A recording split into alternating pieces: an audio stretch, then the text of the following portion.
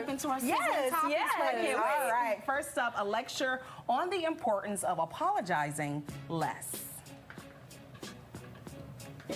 This is my greatest tip. Replace "I'm sorry" with "thank you." Like this. You're late replying to someone's email, or you're not meeting someone else's deadline. Instead of starting your reply with "I'm so sorry," try "thank you for your patience." Second example, you make a mistake or an error, someone else catches this. Look, everyone makes mistakes. Instead of saying "I'm so sorry for this mistake," try saying "thank you for flagging this, I'll revise immediately." And third, I found myself when I was asking a superior or a partner for help that I was always saying "I'm so sorry for taking up so much of your time." But instead of that, try saying "thank you for your attention. Thank you for spending so much time with me." Thank you for wasting your time waiting on me.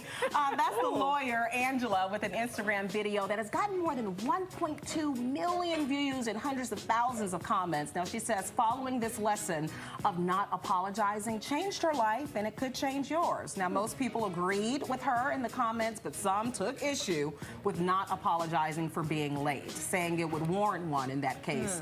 Another person wrote, quote, "If you are in the wrong and you don't apologize, I would never trust or believe you." So, replacing "I'm sorry" with "thank you" and then some sort of explanation. Do we like it or not?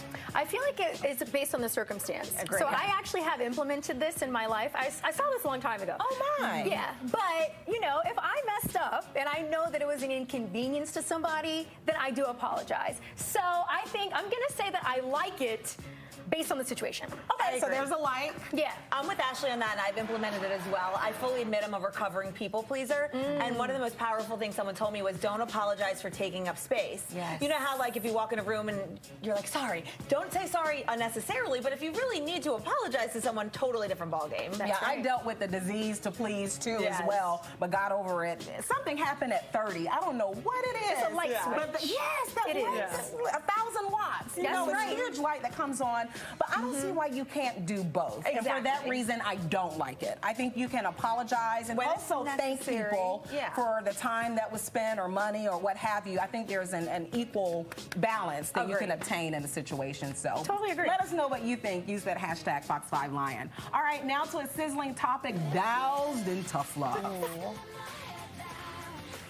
If it's not you that holds his heart, it's not you. That's why some of you will never be valued, appreciated, loved, or happy because you are trying to do more of the things he already doesn't enjoy. No matter what you do, if it's not you he wants, it's not you. 2 snaps and a cocktail on the side. She was just chilling. Now, we were trying to find out who this woman actually is, but if you spend any time online today, chances are you've seen several celebrities and blogs share her video. Now, this is what she's saying. She's saying if someone doesn't have a heart for you, it doesn't matter what you do to impress them, financially, physically, emotionally, any other elite. They never will. Now, we know that this goes for men and women and in all kinds of relationships. So this woman's take, her rationale, that if you don't have someone's heart, there's nothing you can do about it. Nothing you can do to get it. Do we like it or not? I like it. You like it? Really? Because you ever hear he's just not that into you? No matter what you do, if he's not into you, he's not going to love you the way you deserve to be loved. And I heard some advice from my grandma before, and she said, you want a man who's more in love with you than you're in love with him. Yes. That's the truest thing I've ever heard. That was passed down, so you like it. I do. Ashley. Okay, maybe for a man, but I know that some man has started out as a friend when I was younger, and I didn't see him romantically, but over time, my heart softened to him a little bit. So I'm going to say no. I think so you grew to love. I grew to love. Well, what changed, Ashley? Was it life experience? What made you go, okay, I can see it? I think it was shared experiences. Okay, the really thing that got me, I almost got hit by a bus. Oh my God. I'm going to bring that smile down to a frown real quick. No. It was a one-way street, and I was stepping off the curb, and he pulled me back, right?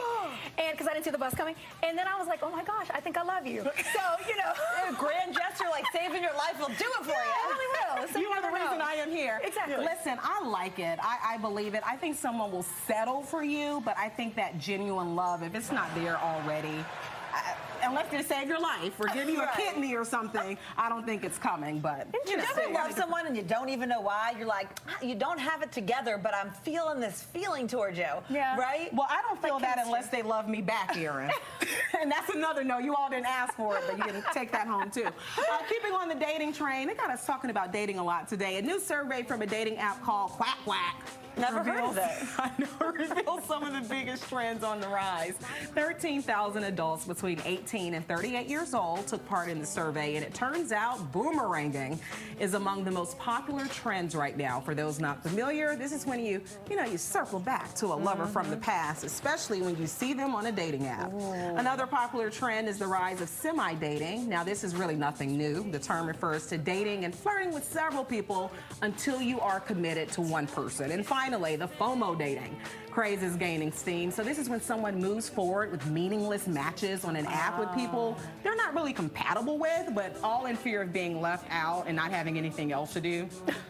They give you attention that they really don't think is warranted behind the scenes. So when it comes to boomerang, semi-dating, FOMO dating, have you done any of these? Have you been on the receiving end of any of these? I'm not going to ask you if you like it or not. Yeah. Ashley's like, I'm getting flashbacks. You know, I've had very little experience, but someone has actually boomeranged me recently. No way. Yes. I mean, didn't see me on a dating app, but like drifted away and then came right on back.